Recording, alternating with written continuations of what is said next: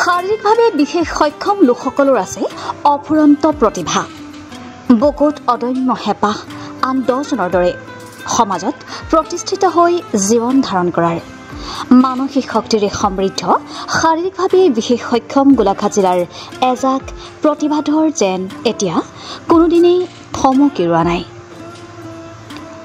গুৱাহাটীত কাইলৈৰ পৰা আয়োজিত ৫ম সদৌ অসম পেৰা স্পৰ্টছ মিটত অংশগ্ৰহণৰ বাবে এনেদৰে সাজু হৈছে গোলাঘাট জিলা পেৰা স্পৰ্টছ সংস্থাৰ সভাপতি বিশ্ব বিজয় বৰাৰ মুখেৰে।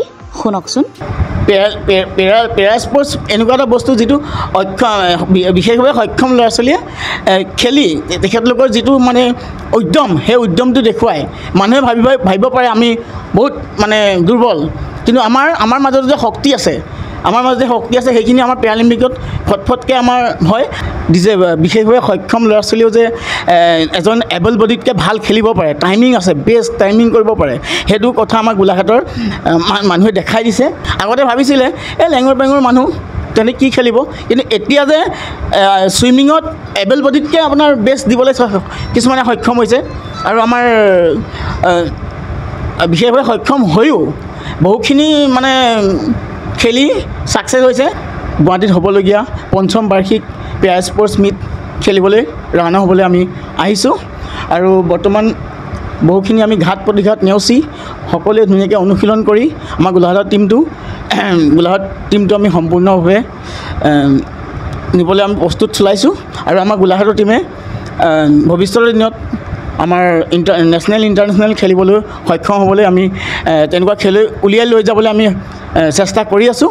আৰু বৰ্তমান নেশ্যনেল খেলিছে আমাৰ গোলাঘাট ডিষ্ট্ৰিক্টৰ পৰা, আৰু বহুখিনি মেডেল আনিবলৈ সক্ষমো হৈছে। আৰু গোলাঘাট ডিষ্ট্ৰিক্টে গ'ল্ড মেডেল আনে, চিলভাৰ মেডেল আনে, আৰু তেনেকুৱা ধৰণৰ আমাৰ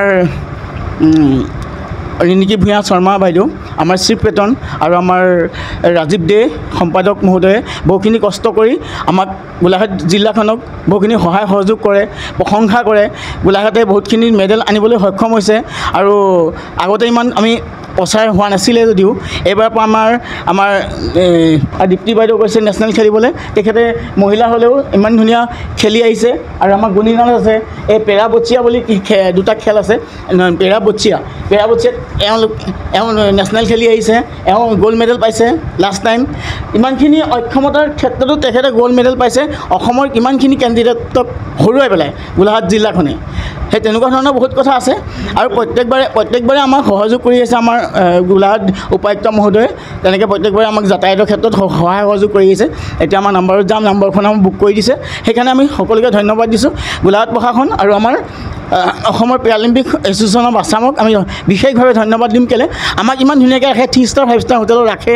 আমাৰ ইণ্ডিয়া টীম যেনেকৈ নিয়ে ফিল্ডলৈ, তেনেকৈ আমাক ধুনীয়া AC গাড়ীত নিয়ে আকৌ আমি থৈ যায়, সেই সুবিধাখিনিও পাইছোঁ। আৰু মেম যেতিয়া আমাৰ ইয়াতে আহিছে, ৰিণিকী মেম, তেতিয়া আমাক বহুত সহযোগ কৰিছে। আৰু সেইটো কাৰণে বহুতখিনি গোলাঘাটৰ পৰা নেশ্যনেল ইণ্টাৰনেশ্যনেল মেডেল লৈ যাম বুলি আমি দৃঢ় প্ৰতিজ্ঞা। আৰু CM কৈছে নেশ্যনেল মেডেল লগালে এটা চাকৰি দিব, চৰকাৰী চাকৰি। সেইখিনিও যদি প্ৰতিশ্ৰুতি মতে হয়, আমাৰ বহুখিনি চাকৰি ভৱিষ্যতে আহি আছে বুলি আপুনি ধৰি লওক।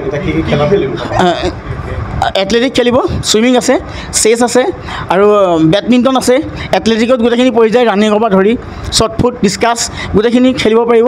আৰু তেনেকুৱা ধৰণৰ যিখিনি মানে নৰ্মেল মানুহেও খেলে, সেইখিনিও আমাৰ ইয়াতে আছে।